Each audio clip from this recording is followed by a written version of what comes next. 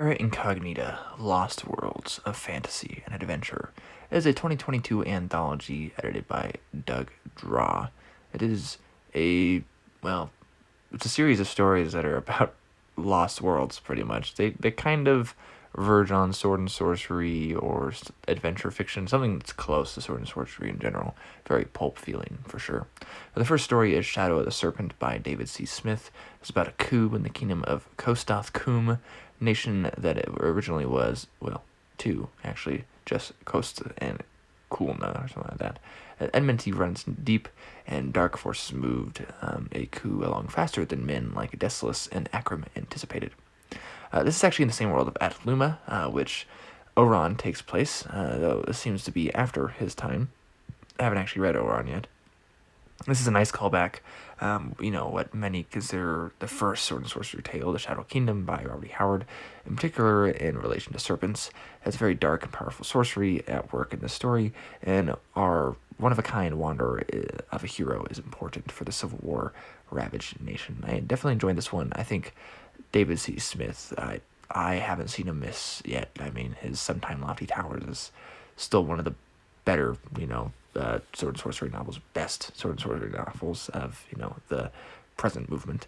Anyways, the next one is The Place of Unutterable Names by Adrian Cole. It is a story from my notebook found by a cousin, very much cosmic horror in Lovecraft or Smith style.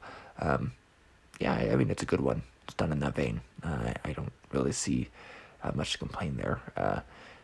I did read that one a while ago because I actually started this anthology in 2022, so I'm not sure if it has the terminal climax that the genre is known for, but I remember liking it. So anyways, the next one, the next one actually is the one I stopped reading it at in 2022 and picked it up this year after this one. So anyways, the next one is One Hive, Two Queens. It's about two interesting immortal women.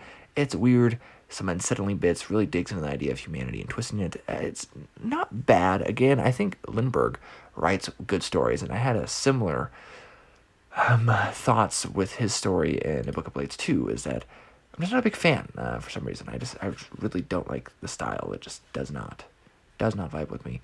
But I think it probably vibes with others. I do await a time where I read a story and I really like it by him.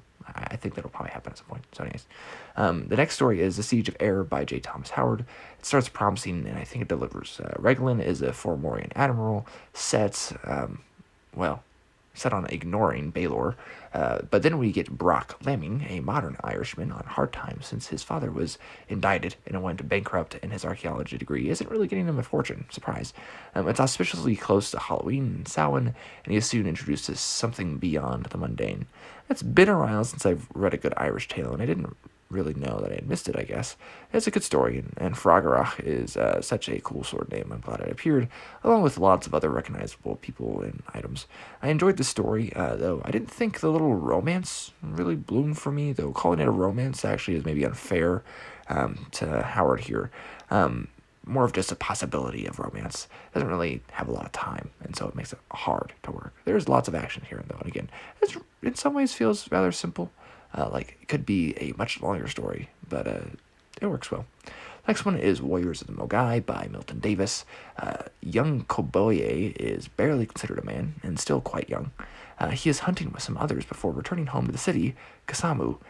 He is given a task, and times when desert folk push into the grasslands, the mountain warriors of Mogai come to their aid, the aid of Kasamu. Koboye, is to seek them, for they have not been seen in some time. He has an elder brother, Kone, that he does not get along with, and Kone is the strongest in the whole city. It's very much based on Africa, and Davis is a big name in Sword and Soul these days.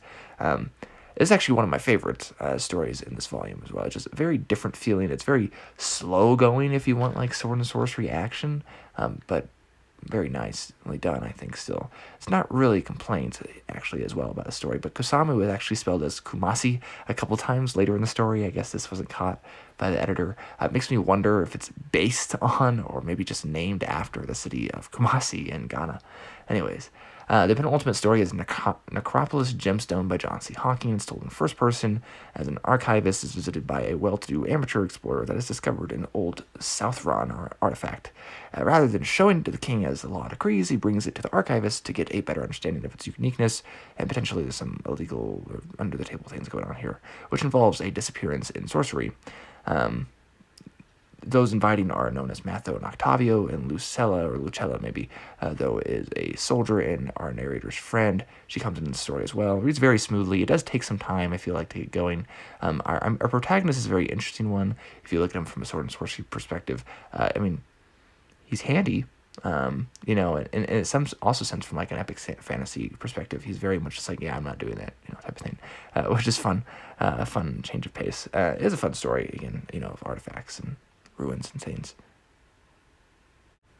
The last story is actually one I've read before. It's A Tale of Hanavar. It is From the Darkness Beneath. I highly recommend it, just reading The Lord of the Shattered Land, where this fits into a broader arc. But if you want this episode, I mean, here it is, and it's a good one, right? It starts with young Jess and her father when there's three revenants, kind of like, the SS, coming aboard. A sunken kingdom isn't quite restful, and many people are not as they seem in the story. I mean, it's good. Like I said, I just go read, anything by Howard Andrew Jones is good, but go read the whole shebang, right? Lord of Shattered Land to start the Hanavar Chronicles, and that's where you'll find this in there. So anyways, it's a good collection overall. I enjoyed it. Not a favorite, but enjoyable. I'm happy to have read the stories for sure. So definitely some that are memorable, I think. So anyways, Liam from Liam's Lyceum. I'll catch you next time.